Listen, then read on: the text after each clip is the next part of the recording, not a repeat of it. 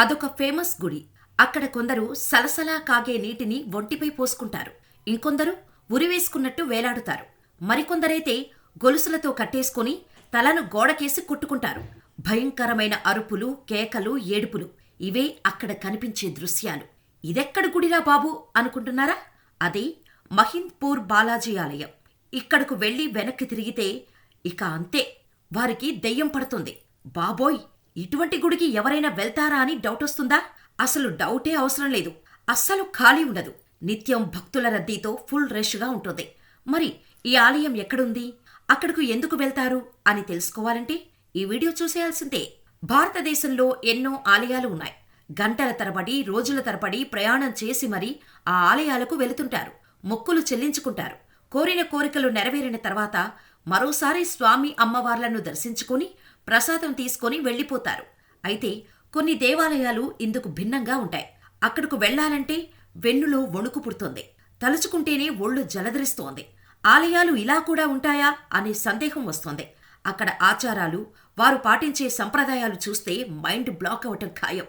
అలాంటి ఆలయాల్లో ఒకటి మహిందీపూర్ బాలాజీ ఆలయం.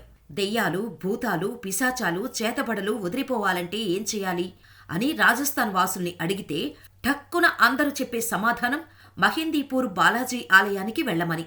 రాజస్థాన్లోని దౌసా జిల్లాలో ఉంది ఈ ఆలయం. నిత్యం వేల మంది భక్తులు అక్కడకు వెళ్తుంటారు. అక్కడ భక్తుల్ని చూసినా వెన్నులో వణుకు పుడుతుంది. ఈ గుడి వాతావరణం చూస్తే ఇది ఆధ్యాత్మిక ప్రదేశమా లేదంటే దెయ్యాల కొంపా అనిపిస్తోంది. కాని ఇదంతా దెయ్యాలను వదిలించేందుకే అంటారు అక్కడి పూజారులు. 2 కొండల మధ్య ఉన్న ఈ ఆలయంలో చాలా విచిత్రాలు కనిపిస్తాయి. దెయ్యాలు, ఆత్మల అడ్డంకులు, చెడు శక్తులని వదిలించుకోవటానికే ప్రజలు బాలాజీ మహారాజ్ ఆలయానికి వస్తుంటారు. సాధారణంగా ఆలయానికి వెళ్లి వచ్చేటప్పుడు వెనక్కి తిరిగి చూస్తూ మళ్లీ దర్శనానికి రావాలి అనుకుంటాం. కాని ఈ ఆలయంలో వెనక్కు తిరిగి చూశారంటే మీకు దెయ్యం పడుతుందని, ఎట్టి పరిస్థితుల్లోనూ వెనక్కి తిరిగి చూడవద్దని అక్కడ ఉన్న పూజారులు నిత్యం భక్తులను హెచ్చరిస్తూనే ఉంటారు.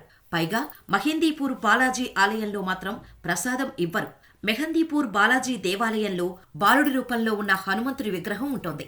ఈ విగ్రహం ఛాతీ మధ్యలో ఒక రంధ్రం ఉంటుంది. దాని నుంచి నిరంతరం నీరు వస్తూనే ఉంటుంది. ఈ స్వామివారిని దర్శించుకుని వెళ్లిన తర్వాత వారం పాటు గుడ్లు, మాంసం, మద్యం, వెల్లుల్లి, ఉల్లిపాయలు తీసుకోవడం మానేయాలని చెబుతారు. మన దేశంలో ఎన్నో విచిత్రమైన ఆలయాలు ఉన్నాయి.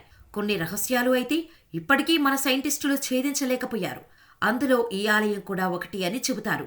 ఎందుకంటే హనుమంతుడి విగ్రహం ఛాతీ నుంచి నిరంతరం వస్తున్న నీరు ఎక్కడి నుంచి వస్తుంది, ఎలా వస్తుంది అనేది ఎవరూ కనిపెట్టలేకపోయారు. దీని వెనుక ఉన్న రహస్యమేంటో ఛేదించాలని ఎంతోమంది పరిశోధనలు కూడా చేశారు. కానీ దాని వెనుకున్న శక్తి ఏంటో కనిపెట్టలేకపోయారు. అంతేకాకుండా ఎందరో సైంటిస్టులు బ్యాడ్ ఈవిల్స్ నిజంగా ఉన్నాయా అంటూ ఈ ఆలయంపై పరిశోధనలు చేశారు. కొన్ని మూఢశక్తులు ఆవహించిన వారు ఇక్కడికి వస్తే సాధారణంగా మారిపోతారు. అయితే ఈ విషయం తెలుసుకున్న చాలా మంది మానసిక వైద్య నిపుణులు ఇక్కడకు చేరుకుని పరిశోధనలు చేశారు. ఇక్కడ వచ్చిన ఫలితాలు చూసి డాక్టర్లు కూడా ఆశ్చర్యపోయారట. ఆలయ పరిసర ప్రాంతాల్లో ఉష్ణోగ్రతలు ఎక్కువగా ఉన్నా లోపల మాత్రం చల్లని వాతావరణం ఉంటుంది. పెద్ద సంఖ్యలో భక్తులు ఇక్కడికి తరలి వస్తుంటారు. కాలమేదైనా ఆలయం కిటకిటలాడుతూనే ఉంటుంది. ఆలయంలో భయానక అరుపులు మనకు వినిపిస్తుంటాయి. మొదటిసారి ఆలయానికి వెళ్లిన వారు భయపడటం ఖాయం. మానసికంగా బలహీనంగా ఉన్నవారిని ఈ ఆలయానికి రావద్దని చెబుతారు. మొదటి ఆలయంలో పూజలు జరిగితే వెనక రెండో వైపు భూత, ప్రేత, పిశాచాలు ఆవహించిన వారికి చికిత్స అందిస్తుంటారు.